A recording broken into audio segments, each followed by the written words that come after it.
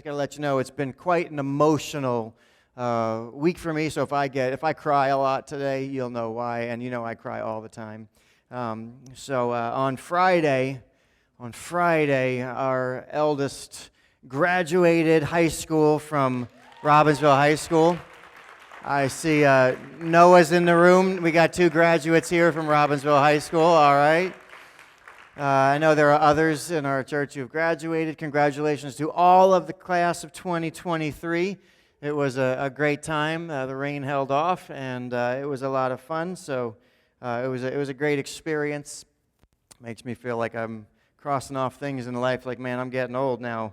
But during the graduation ceremony, one of the students, they have this student section. They're the Robbinsville Ravens. They call them the Flock is their student section. So they call them Flock Masters, who kind of get the crowd going and things like that. And they did this thing.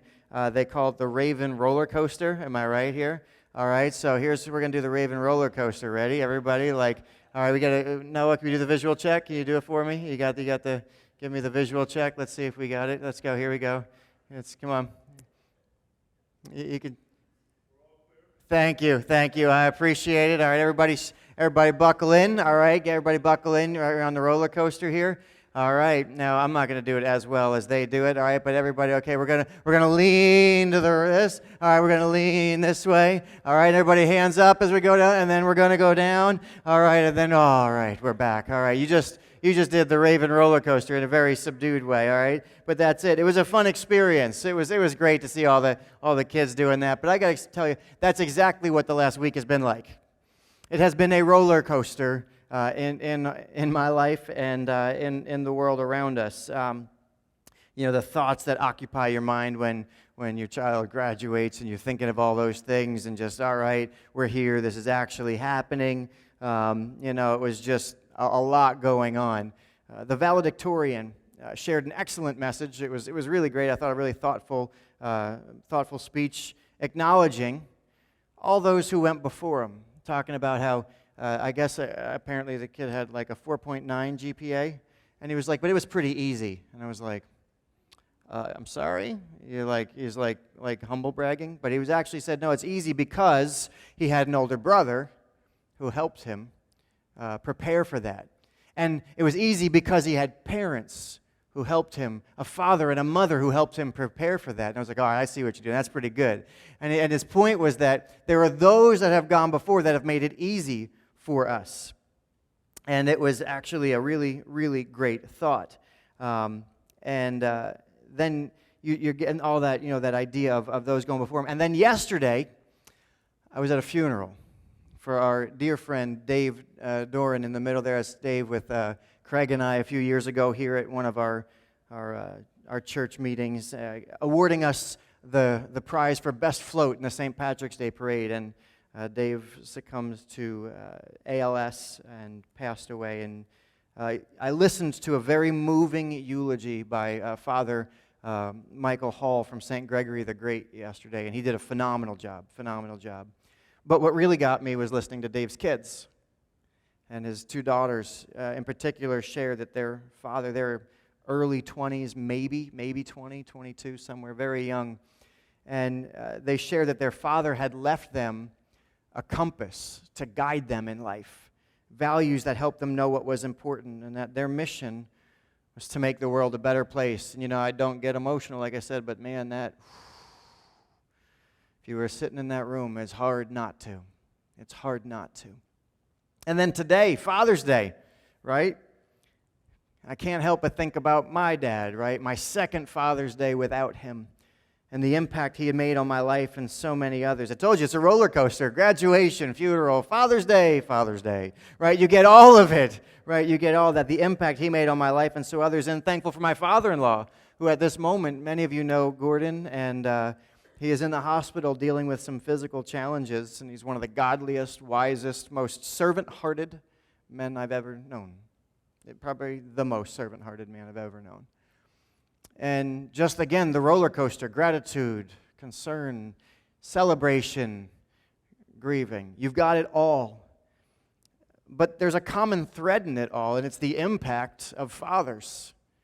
right? At the graduation, we're hearing about the impact of the generations, and at a funeral, we're hearing about the impact of a father, and now Father's Day and the impact of the generations. So today I want to talk about the impact that fathers have on their children, and it's Father's Day, so I will speak to the fathers in the room, those listening online, but this is really a message for all who influence the next generation. For parents, grandparents, aunts, uncles, right, coaches, teachers, anyone who interacts in any way with the next generation. And for the older folks, I want to ask you, before we get started, just take a moment and think about who are the young people in your life that you have an opportunity to impact or influence. Think about them. Are they your children, your grandchildren, your students?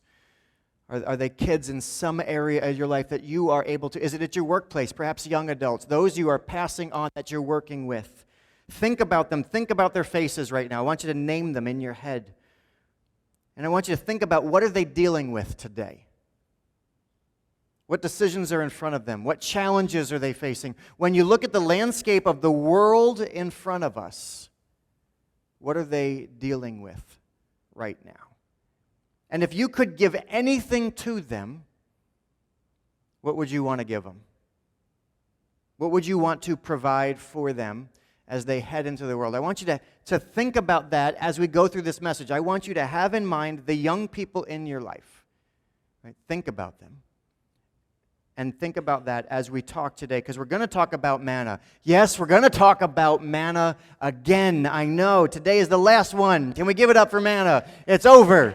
This is the last one in our manna series. If you don't know, we've been talking about this for like 2 months. And so it's just, manna is all about provision. It's about the provision of God, about God as our Father and our Father as provider. So it really ties in.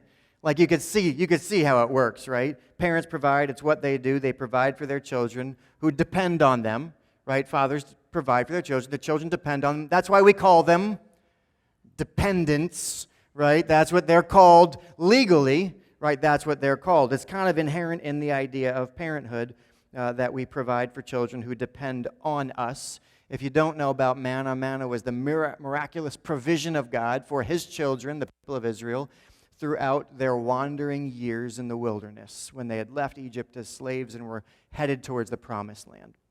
This miraculous food that God had given them.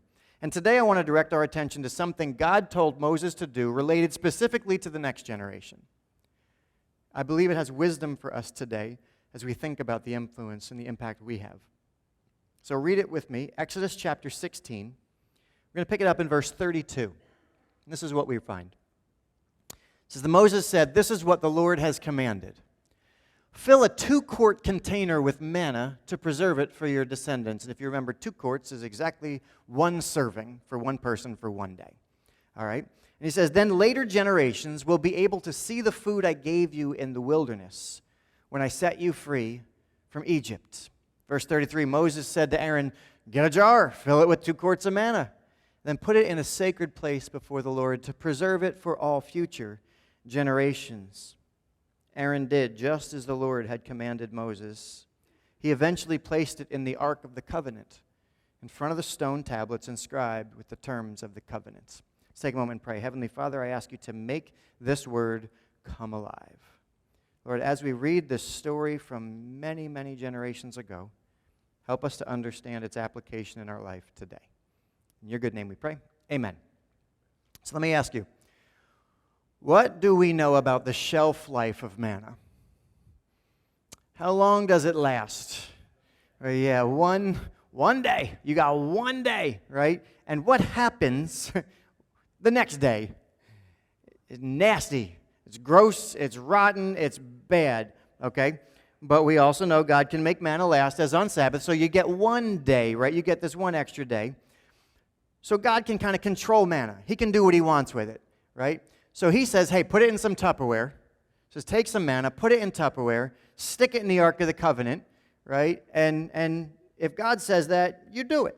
And you go, okay. Now, I also have this theory that the manna eventually went bad. Like, not right away, but eventually went bad, which is why in Raiders of the Lost Ark, when he opened the lid, that's why his face melted off. It was the manna had gone bad. It wasn't so much the power of God, it was just the bad manna. I don't know. All right. Anyway, that's just me. So, God says, save the manna. Now, why does God say, save the manna? Right? Why is he telling him to do this? Because he knew. Now, this is Moses, so they're still eating manna. He says, while you're still eating it, while you're still there, he says, just put it away for another day. Why? Because eventually God knew a day was going to come. There was going to be no more manna on the ground. That the people would now be in the promised land. They would be farming the land and growing their own food. And they would have been doing this for some time, long enough that manna would be a distant memory. That it was no longer something that they had even experienced. It was something that perhaps their grandparents or great-grandparents or great-great-grandparents had experienced. It was something so removed from their experience. And God says, I want them to have that manna in the ark as a reminder of what I've done for you. So the manna in the ark was meant to be evidence to future generations that God really provides. Because when you're just farming the land and when you're just working and you're just getting food naturally, it can be very easy to think that it's just me. And God says, I want this as a reminder, as evidence that it's God providing, even when it looks like it's you, right? So if future generations saw real manna in the ark, it would be very hard to deny that God isn't provider, because it's still the evidence right there. You've got it. So let me ask you, with evidence like manna in the ark of God, could people of Israel ever forget God? I mean, could you imagine a scenario where they would actually forget God? How's that for foreshadowing, right? You like that? You like where I'm going? All right. So turn with me to Judges chapter 2 if you'd like. It'll be on the screen behind me. And this is what we read, Judges chapter 2. And the Israelites served the Lord throughout the lifetime of Joshua, who followed Moses, led him into the promised land. And the leaders who outlived him, those who had seen all the great things the Lord had done for Israel. Joshua, son of Nun, he had no parents. No. The servant of the Lord died at the age of 110. That's a pretty good life. They buried him in the land he had been allocated at Timnath-Serah in the hill country of Ephraim, north of Mount Gash. So let's pause here. Moses led the people out of Egypt. They saw all the miracles in Egypt, right? The water part, they saw that. They saw the armies chasing them destroyed. They saw manna. They saw water in the wilderness. So the people with Moses, they saw all these miracles, right? And that generation eventually died, and Moses died. And a new generation rises up, which is Joshua, and they go into the promised land, and they conquer the land, and they take it for their own, right? And they saw many of their own miracles. They saw the Jordan River part, right? They saw that. They saw the walls of Jericho fall down. They saw armies defeated in front of them, one after another after another. God gave them victory wherever they went. They saw all this great stuff. And then Joshua dies. And what we're about to read is painful. But God included it in the story because he wants us to know it. He wants us to know this happened. So verse 10, we read this. It says, after that generation died, another generation grew up who did not acknowledge the Lord or remember the mighty things he had done for Israel. Actually, the Israelites did evil in the Lord's sight and served the images of Baal, who is another god of one of the areas there. And he says, they abandoned the Lord, the God of their ancestors, who had brought them out of Egypt. They went after other gods, worshiping the gods of the people around them, and they angered the Lord. Just like that, an entire generation no longer acknowledged God as their provider. They had abandoned the one who had led their parents and their grandparents and their great-grandparents out of Egypt into this land that they're living in. Not only did they not acknowledge God, they also turned towards idol worship and worship of other gods, the gods of the people around them. Now let me ask you, what about the reminder? Right? About the manna in the ark. It was still there. The manna was still in the ark. See, here's the thing that we got to do some business with today, right? The manna in the ark was not enough to compel the people to put their trust in God as their provider. Think about that. Manna in the ark was not enough to compel them to put their trust in God as their provider. Despite the fact that they had, if I put manna in your hands today and you were like, this is pretty miraculous stuff, right? Despite having it in your hand, the present generation for them chose not to acknowledge God as their God. See, manna in the ark was not only a reminder of what God had done, it was a promise of what God was going to continue to do, that you put your trust in me, I keep providing for you.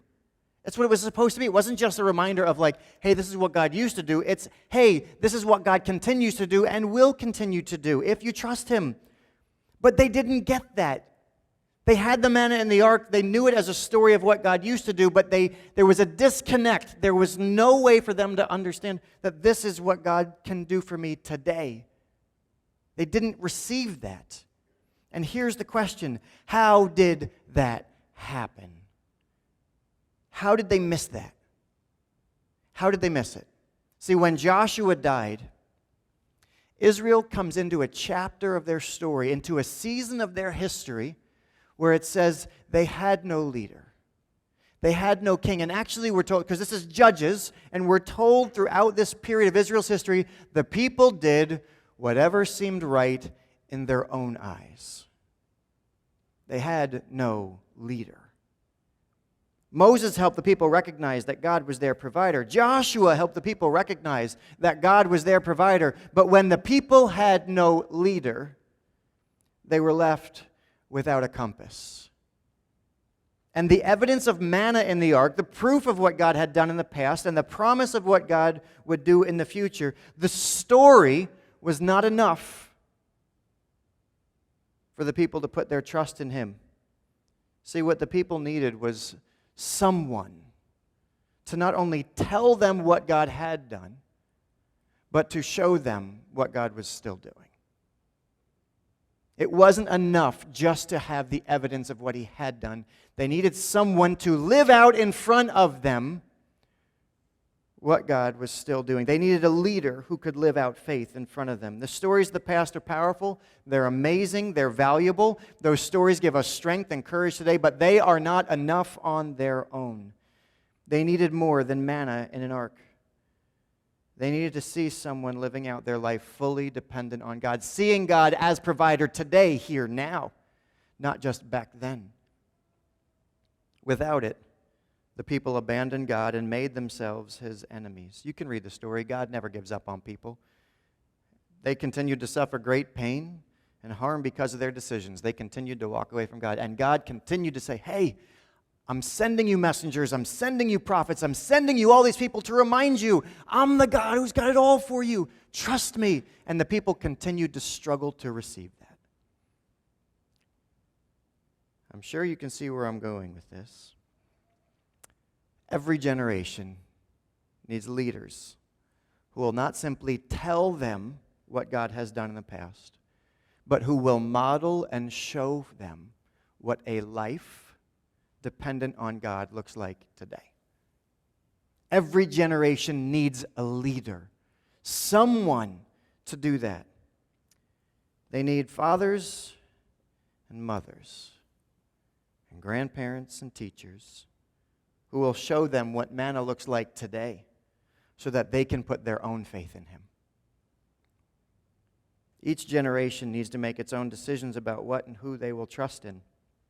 I cannot make my children believe anything. Maybe for a season I can make them behave a certain way. You know this as parents. You can make somebody behave a certain way perhaps for a little bit of time, but to believe it, that's going to be on them. The next generation is going to have a choice to make. The kids growing up now, this generation growing up now, is going to be faced with a decision, and the decision is this: to whom will I look for all of my supply? When I need wisdom, when I need understanding, who am I going to look to? Am I going to look to the political leaders of this world? Am I going to look to the financial leaders of this world? Am I going to look to the social and thought leaders of this world? Am I going to look to the film industry? Are we going to look to the media? Who are we going to put our trust in? Is it going to be their teachers? Is it going to be you as parents, as family members? Who are they going to put their trust in? And that decision means that right now, the way we are living our lives in front of them matters. what we are doing right now, the way we are living right now, is not just important for us, but it is evidence for them of what God can do for them. It was Gustav Mahler who said, "Tradition is not the worship of ashes, but the preservation of fire." When we pass on faith, it's not just about the story of what God used to do. That's ash. Ash tells a story. There used to be fire here. That's not what they need. They need preservation of fire. They need to know that the fire still burns, that God still provides. We've said there's manna for that. There's new manna for that. That there's no manna for that. That there's manna for that anyway. Right? That there's more than manna for that. That there's Jesus for that. Today, the next generation needs to know there's manna for them. That's what they need to know. That there's manna for them. It's not just what God used to do. It's not just sitting in an ark somewhere, but that it's living, it's alive, it's today, and it will be there for them in the future. Let me tell you, this world that we are living in, this next generation is going to grow up in, is as complex as ever. It's going to demand much of them. Agreed? Come on. It's going to demand more than they have. So you know what they're going to need? They're going to need manna. And there's manna for them. The social issues of this world will require godly wisdom that skillfully balances truth and love. There's manna for them. The needs of the poor and the hurting only seem to increase as the economic divide grows in our world.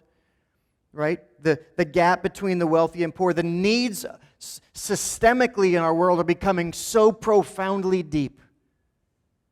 But there's manna for them. As technology develops and morality and ethical lines are blurred, the next generation is going to be faced with decisions that you and I have no idea how to navigate. There's manna for them. So what? So what?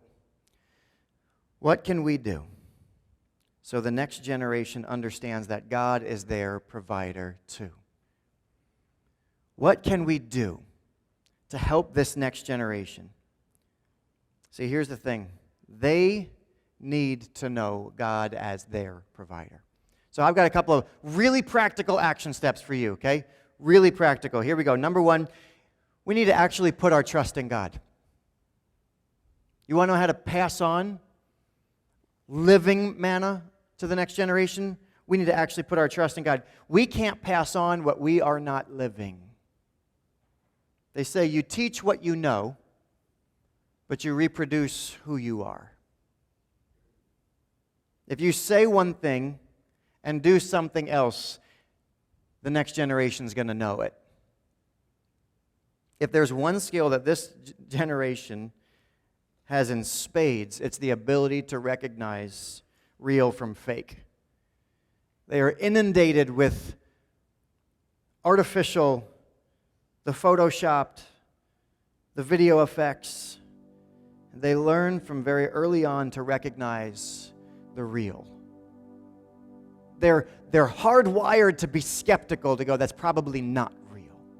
They've learned to discern that. So if we say something that we're not living, they're going to smell it in a moment.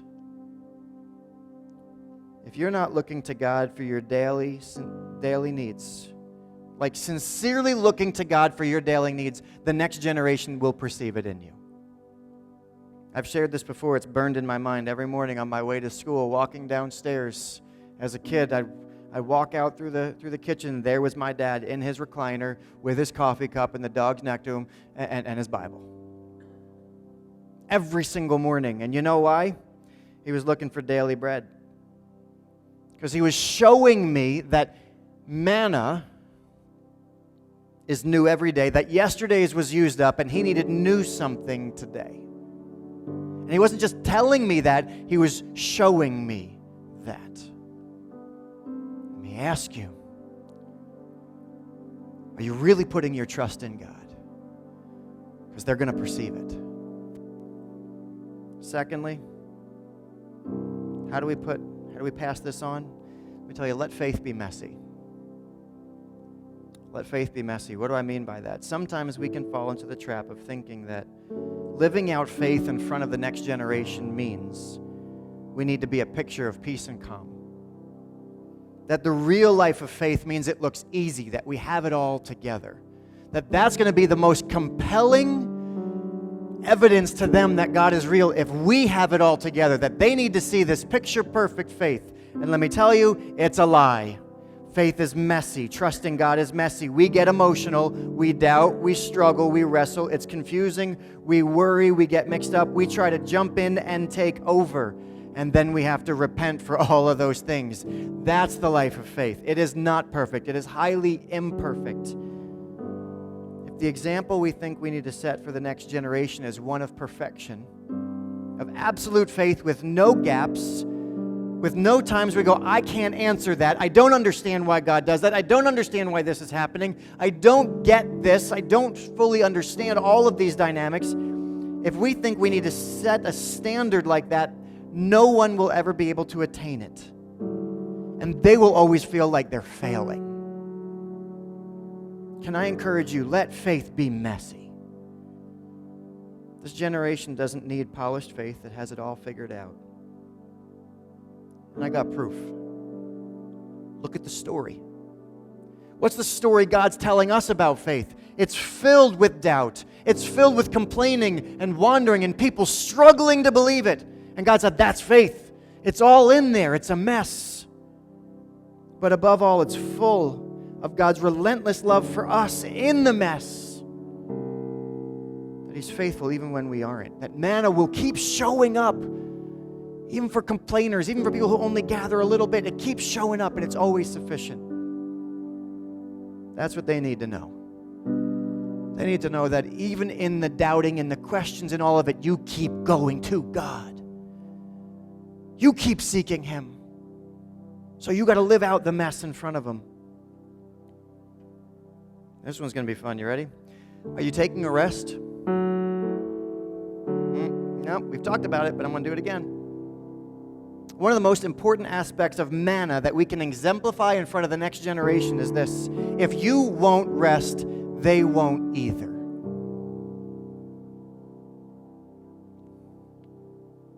God said, you got manna for 2 days, 1 day a week. 1 day a week, you take a rest. You cease from your labor, from you trying to advance your own purposes. You take a day of rest. I got you. We'll make this really real. Model rest in front of your kids. Live it out in front of the next generation. We can either pass on to our kids the gift of God's rest, of renewal, of replenishment, of refreshing that will help them endure the mental and emotional toll that life will take on them in the years to come.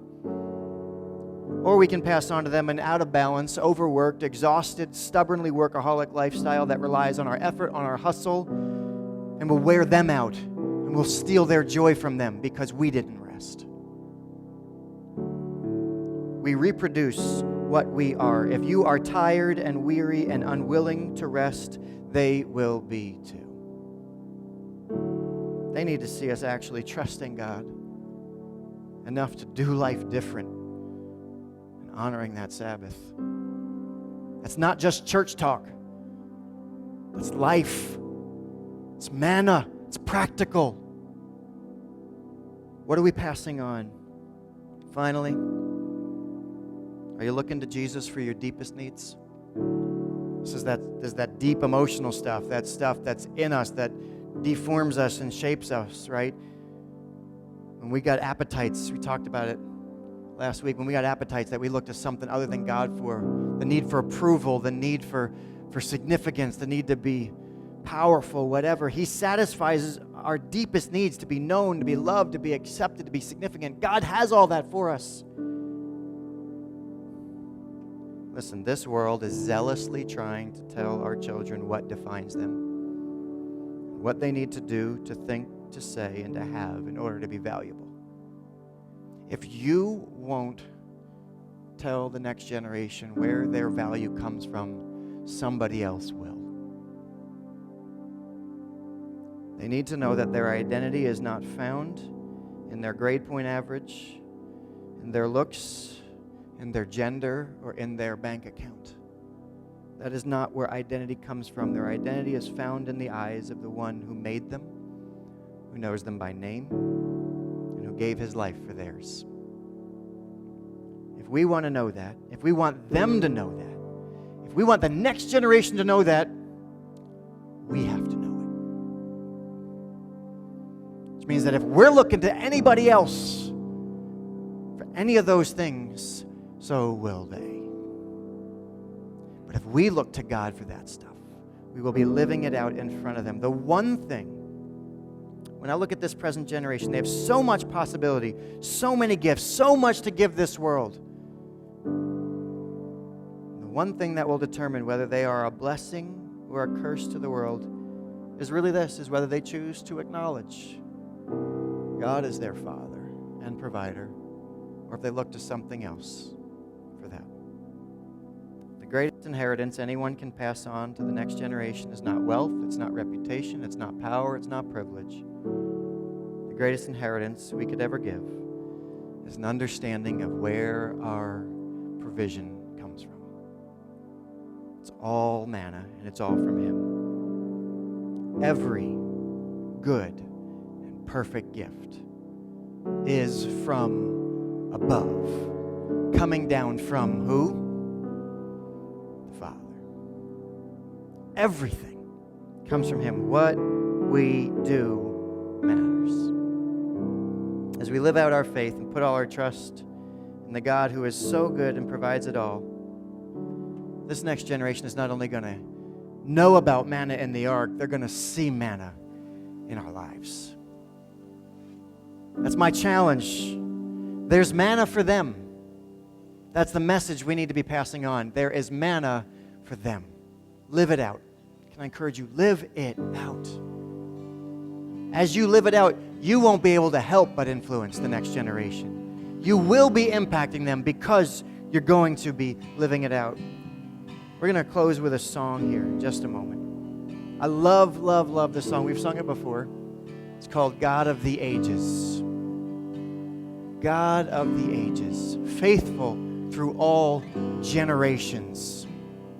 Because our God was the same God who was back in Egypt, providing for them day by day. The same God, as Pastor Ray shared a few weeks ago, go back to the very beginning of the story, who spoke life into being and said, I will give you food.